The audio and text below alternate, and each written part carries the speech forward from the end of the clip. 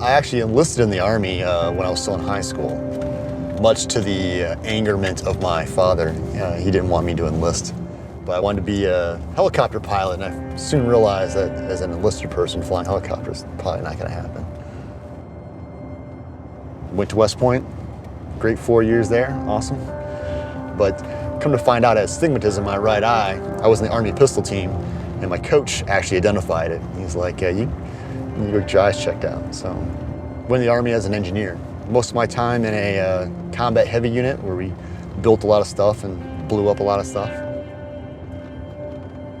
2006 rolls around, and they called me back into the Army, actually, out of the inactive ready reserve, the IRR. Went to Iraq. I was activated for about 18 months. It was a different experience, working with the transition command to try to get the Iraqis to stand up their own military, their own government. It was interesting.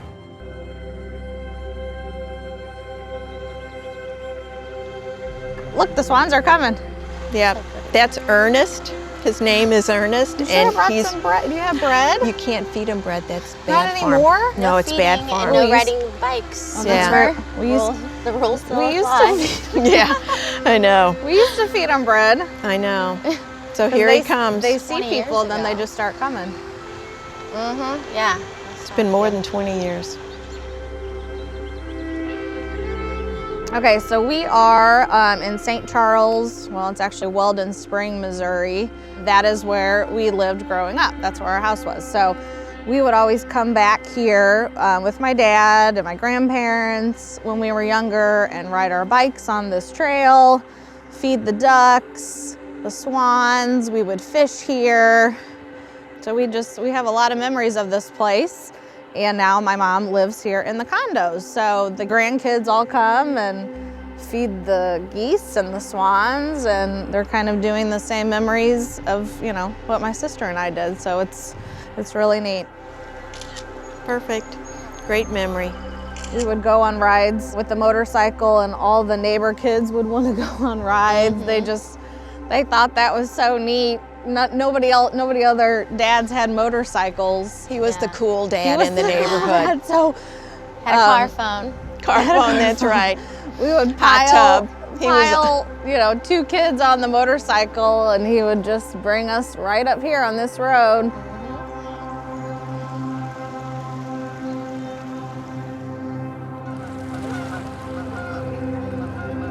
A few years ago, a good friend of mine, Sarah, texted me this picture that she had literally snapped at the Chase ATM machine when she went to the bank that day, and it was my brother's name on a military backpack.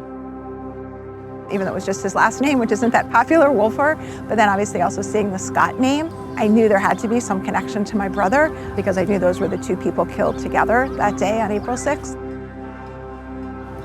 And when I sent it on to my mom, because I had no idea how my brother's name got on this backpack, she went into her Chase branch in South Florida and asked them, like, how did this happen? And it's through them that we became connected to Carry the Load. I hadn't heard or learned of the organization, and then Carry the Load connected us with Glenn Dare, who was the one who carried that backpack during his walk with Carry the Load over Memorial Day weekend.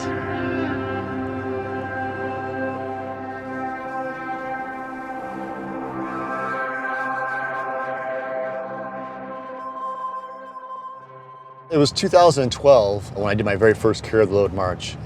At the time, I had raised enough money to become a VIP. I think you had to raise like $2,000 back then to be a big sponsor, and I had raised the money for it and did the walk. And when I was out there, it just really connected with me.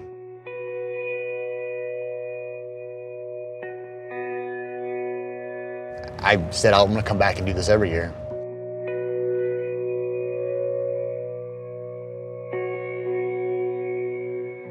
Glenn gave this to me last year when I met him, when my mom and I came for the St. Louis relay. And he gave that to me, I believe, when we were at the cemetery visiting my dad's grave. Well, it's not actually. Wow. I've been crying like a baby.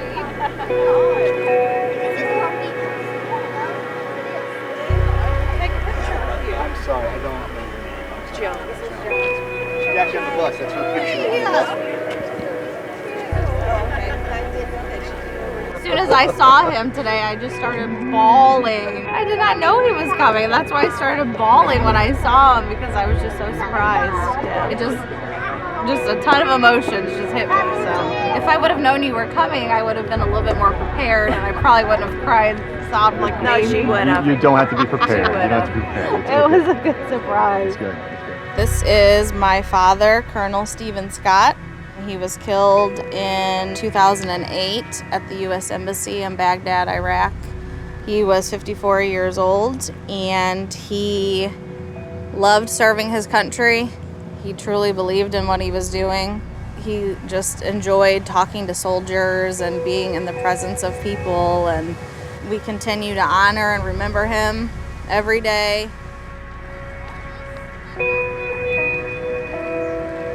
When Dara had reached out, because he's carrying my father's name on his backpack as he served with him in Iraq. So that's how we first found out about Carry the Load. We wanted to be here today and be a part of it, and to meet people that we've heard so much about, and to meet Glenn and walk with them and talk with them and just spend the day with them. So it's been a great day.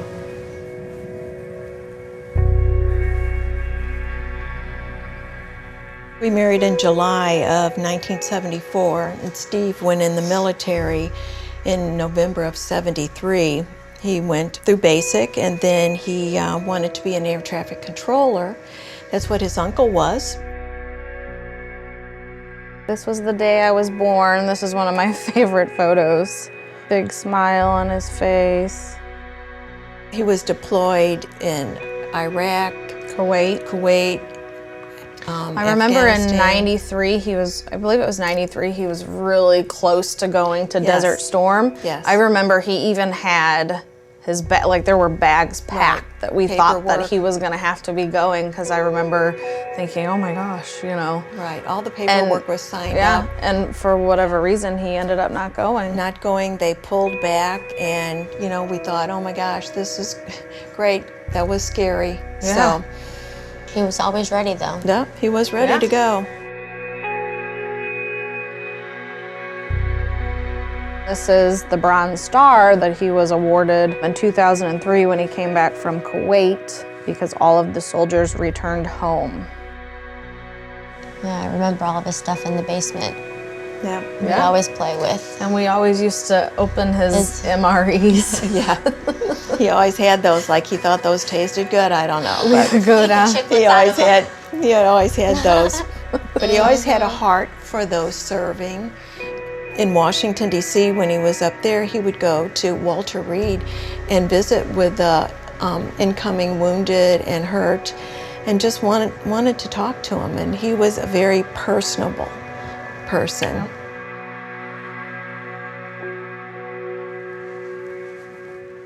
Hey guys. Pretty interesting story with the flag. When I was in Iraq, we would put flags up at the consulate next to our fob. And we would put these flags up to send back home to family and friends to say, hey, in honor of whoever it may be, we flew this flag over Baghdad for you. One day, me and a gentleman by the name of Colonel Nickting went across to put up flags, and we came under a mortar attack, and it was a rock attack, and it was pretty heavy. Ended up throwing myself down on the ground, and I had this flag in my hand. I didn't want it to touch the ground, so I shoved it inside my body armor to keep it safe.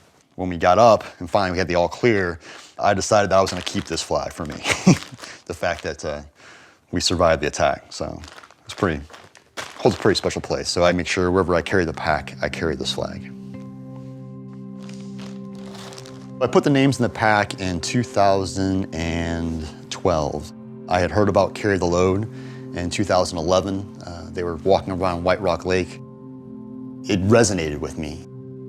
There was something about going out there and putting the physical effort in to show people this is important, this is something important. Memorial Day was not just about barbecues, it wasn't about mattress sales, it was something more important.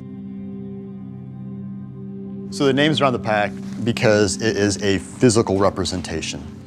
Not only can I show the world the names of the individuals who have fallen in combat, but they're on a backpack because of the fact that it's a physical load. It's a physical load to represent the emotional load that I carry. They deserve to be honored every single day, and everyone should know about them. Colonel Scott and Major Wolfer were both part of CPAT, which is the Civilian Police Assistance Transition Team. They were both serving with the unit that I was with, MNSTICI, the Multinational Security Transition Command, Iraq. I was on my way back to the United States, actually, when we received the word that the FOB was hit, and Colonel Scott and Major Wolfer were two of the casualties. He called me the day before he was killed. We talked about some stuff and laughed about some stuff, you know, never realizing that was going to be the last time I heard his voice.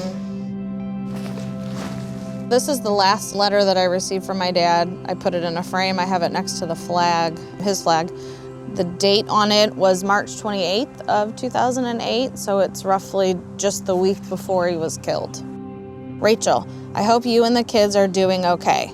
We have had our issues over here with the bad guys. Rebecca, it has been very unsettling here. Lots of bombs and attacks. Hopefully this will stop soon. I have not had any dose of danger and remain safe. I know that I am in the Lord's care.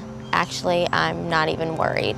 I sure will be happy to leave, and I go on a 5-day pass to the safe zone in Qatar on April 22nd, and then I will leave to come home for good about the 15th of June. I haven't had any close calls. Closest was about a 100-foot mortar.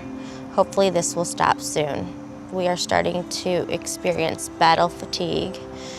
Then he says, blah, blah, blah. Love you, Dad.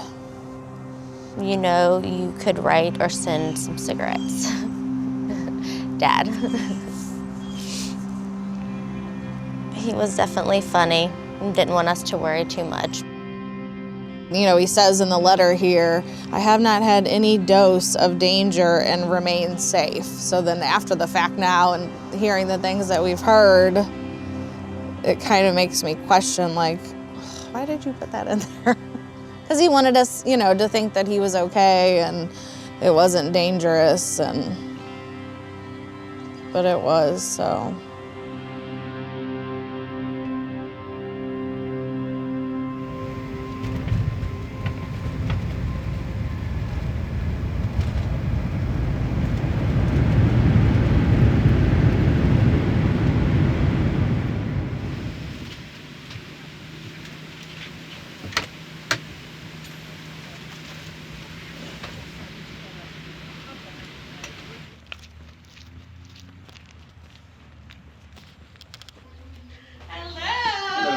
Hi, nice chance to to meet.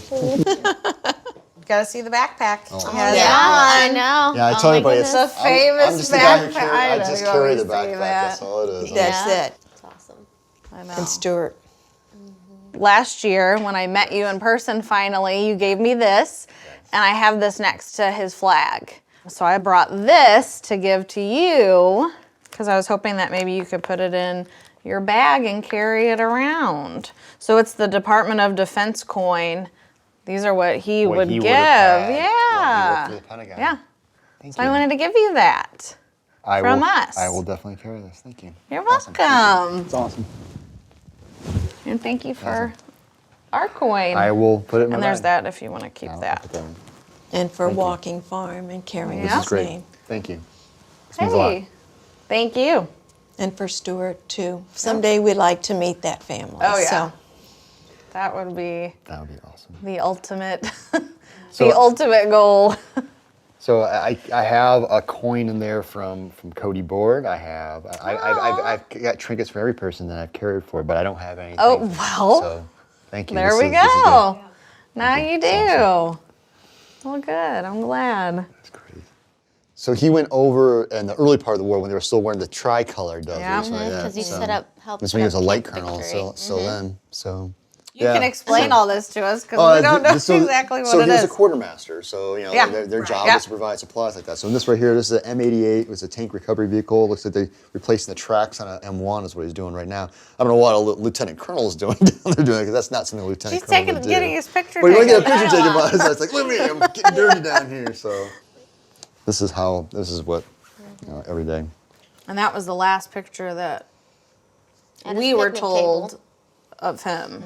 Yeah. This one right here. This is from an old uniform right here. This is the old style. Yeah. So on like that. I talked to Steve the day before he had called me, and I think we were discussing you. And we were just talking, and I said, well, what's going on, And well, it's not a big deal, he always downplayed it. And you had to. Telling you something just to worry you wasn't going Right. to help anything at all. Well, and he was so. trying to protect Of us course. and not have us worry. And we were lucky enough, he, was able to call us pretty much any time. No FaceTime yet, but I remember we had left BIAP, Baghdad International Airport, and when we had landed in Kuwait, they had said that Phoenix Base got hit. And most of us got the plane, it was like, well, it always gets hit, it's not big. They're like, no, it got hit. And we're just like, all right, what does that mean? And trying to get the information was kind of sketchy because we had turned in all of our phones. All of us who had phones, basically the person who replaced us, we gave them the phone. Just that thirst for the information was always hard. And, and then when we found out, it's that,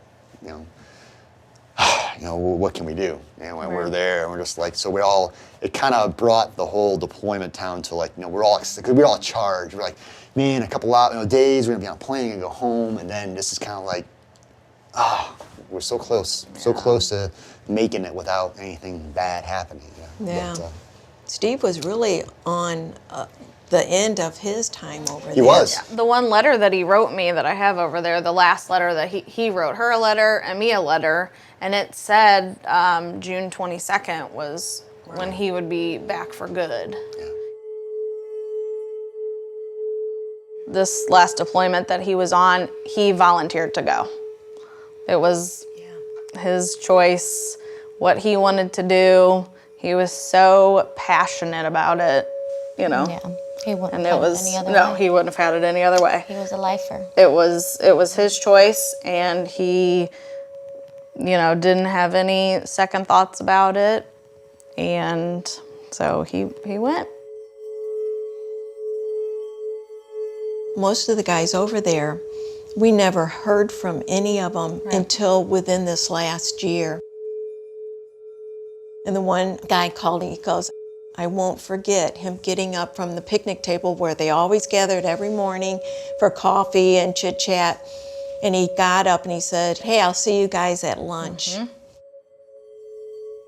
Within 30 minutes is when it happened. Yeah. And then the one gentleman was even wanting to know if Rachel wanted to discuss it. He said it took him over 10 years to even build up the courage to talk to me because he wasn't sure how I would receive that information.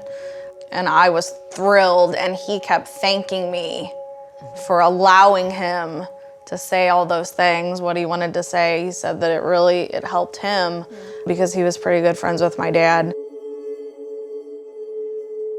So even for those that he served with, it's been a hard process for them to deal with because not only Steve was killed in that attack, but Major Wolford was also killed. I also have the carry the load sign of Major Wolfer, and I keep this next to my dad. We've never met his family in person. We've talked to several of the family members, and even though we've never met in person, we'll still always, have a connection with that family and wish them, the absolute best and pray for their healing. 12 years ago, we learned that not only was my brother killed in the gym, but so was Colonel Scott. And that was really hard. And at the time, I tried to reach out to find them, but there was somehow no military connection, and we just somehow never connected. I have friends that I've lost in combat, people I've served with. It's a lot different than having a family member. There's no such thing as a gold star friend. It's tragic. I lost people that I knew very well, but to have a family member to be gone, a father, a mother, a sister, brother, I think it's a completely different category. A lot of times, sorrow brings people together. It's that odd connection that you thought you'd never have with people. After Stewie was killed, we met a lot of people that he served with. And every year we virtually kind of connect on the Jewish date of his passing. And then on his 10th passing, people that served with him and some of the first responders actually came to New York.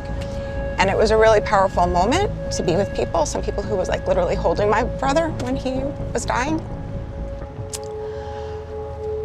And so I think to have that connection as well to the family of the other person, like very often when we talk about it, we talk about, you know, Stewie was killed on April 6th along with Colonel Scott, and it's always kind of been a name. And I think for me, this was making him more as a person and his family. Kind of knowing that on April 6th, they kind of have those same feelings as me.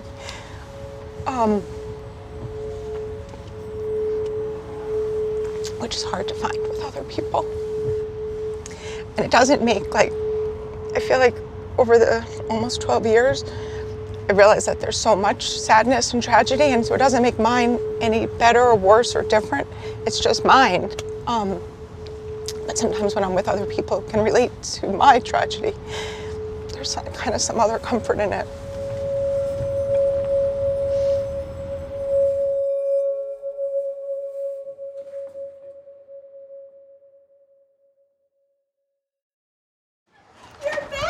Can you come on out for a minute, maybe? I want to introduce you to someone. Okay. This is Beverly. Hi, Beverly. Wolfer. Beverly Wolfer. Oh my gosh! Oh my god!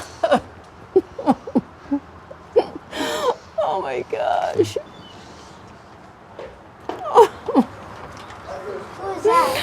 Oh my gosh! Hi, I'm Beverly. Come in and meet the girls. Oh my gosh! Hello. Hi. Gosh, they're just putting all kinds of surprises. It's so nice to meet you. So nice to meet Hi. Good. I want another hug. So we were kind of going over yesterday just different things that we did, and this was something. My dad had motorcycles. So that's true. Really? That's so my sister and myself, and he was giving us motorcycle rides. And we've kind of talked about this one quite a bit because that was the last picture that we have. And we were talking about how he looked different.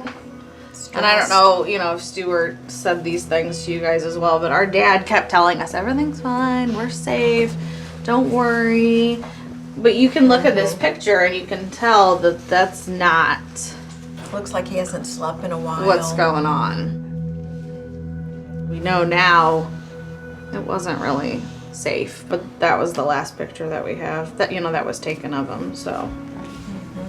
I think we heard the same thing afterwards as well from those that he was serving with, that it had definitely been heating up and that they were taking cover much more frequently. It was a little bit different. They had anteed up the game, and In December, we had been in Florida, actually. My parents live in Florida. And I happened to meet at the pool a doctor and a nurse who had just come back from Iraq. And we were saying, oh, my brother's deploying, et cetera. And they said, oh, you have nothing to be worried about. It's been so quiet. There was nothing for us to do. We're not treating any injury. And this was December, you know, of 07. So I said, you have to come to my house. You have to talk to my mother. You know, you have to, like, assure her, you know, like, so she can be okay. And, you know. we know how that ended. Right. You know, no safe places in war zones. No, So, that is true. Yeah. So how long had he been over there in Iraq? He only arrived at the beginning of January. Really? He was sent Okay. to become General Petraeus' assistant, Really? but they took too long. And so, and that's actually why they think that the gym was hit that day, because they thought General Petraeus was there. But he wasn't. He was in Congress testifying. I never knew that. Interesting. It's actually kind of weird that it took us 12 years to meet the Scott family. Just knowing that we share this very, very special tie. There were other troops that were injured that day, but there were only 2 that were killed. It's like this shared bond that we're the only 2 families in the world that have that. Beverly, for her to come all this way, you know, just to meet us and, you know, see Dad's final resting place was definitely very touching and definitely meant a lot. It's nice to actually see her in person and get to hug her and talk about Stuart. Yeah. It is a kinship that you don't expect to have, but yet it widens yourself and your concern for the other people. Yeah, because on that date, not only do we think about our dad, but we also think about Stuart, you know, in the same way, and talk about him and continue to honor him as well. And we'll continue, you know, to do that every single year on April the 6th. Yeah. And every single day.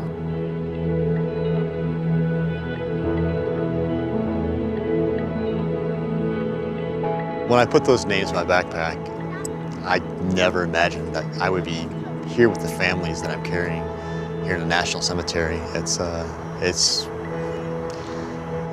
emotional. It's something that